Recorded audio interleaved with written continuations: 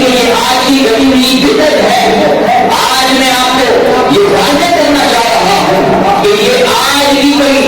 بدعت نہیں ہے, یہ آج کا کوئی طریقہ کار نہیں ہے, بلکہ آج سے 1100 سال پہلے یہ میرے پاس ترمذی شریف موجود ہے, اس کے اندر امام ترمذی علیہ رحمہ نے پورا ایک باب کا قائم کیا ہے. آج اگر کوئی آپ کا یہ فتویٰ لگاتا ہے کہ یہ میلاد تم منا رہے ہو, یہ شرک کر رہے ہو, کہہ رہے ہو, کہنا نہیں, یہ ہمارا طریقہ کار نہیں ہے. قرآن مجید فرقان حمید پر ہمارا ایمان ہے, اس پر ایمان لانے کے بعد وہ 6 کتابیں دی گئی جنہیں صحاح ستہ کہا جاتا ہے. ان صحاح ستہ میں سے ایک یہ جامع ترمذی ہے, اور جامع ترمذی کے اندر میں آپ کو اس کا حوالہ بتا دیتا ہوں. اس کی دوسری جلد ہے وہ صفحہ نمبر 203 ہے. اس کے اندر امام ترمذی علیہ رحمہ ہے, اور امام ترمذی علیہ رحمہ آپ کی جو ولادت ہے وہ 209 ہجری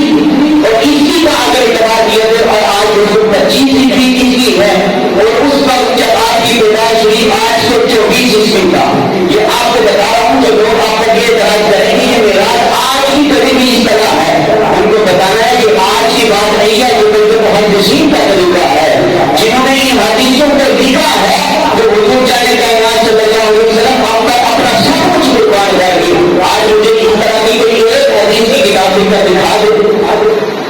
جو ان پر اعتراض کرنے والا ہے, لیکن ہمارے اندر اتنی ہمت نہیں ہے. ہم تو اپنی 5 نمازیں مکمل نہیں کر سکتے, ہمیں تو طہارت کا طریقہ نہیں پتا ہے, غسل کے بارے کا نہیں پتا, اور ہم جو ہے نماز کرنے کو لگا رہے ہوتے ہیں جو کہ آئندہ محدثین کا طریقہ ہے. شرم آنی چاہیے ہمیں ایسے الفاظ استعمال کرتے ہوئے. سوشل میڈیا پر طرح طرح کے لوگ بات کرتے ہیں, اور عام مسلمان ان کے اندر شامل ہو کر کہتے ہیں ہاں یہ تو واقعی بدعت نظر آتی ہے. دیکھیے 824 عیسوی میں آپ کی پیدائش ہے, تو 892 عیسوی میں وفات, اور یہ جو کتاب آپ نے مکمل کی ہے تقریباً 864 عیسوی کے اندر آپ نے اسے مکمل کیا, اور 864 عیسوی سے لے کر آج 2025 اگر اس کا اندازہ لگایا جائے کہ کتنا سال کرتے ہیں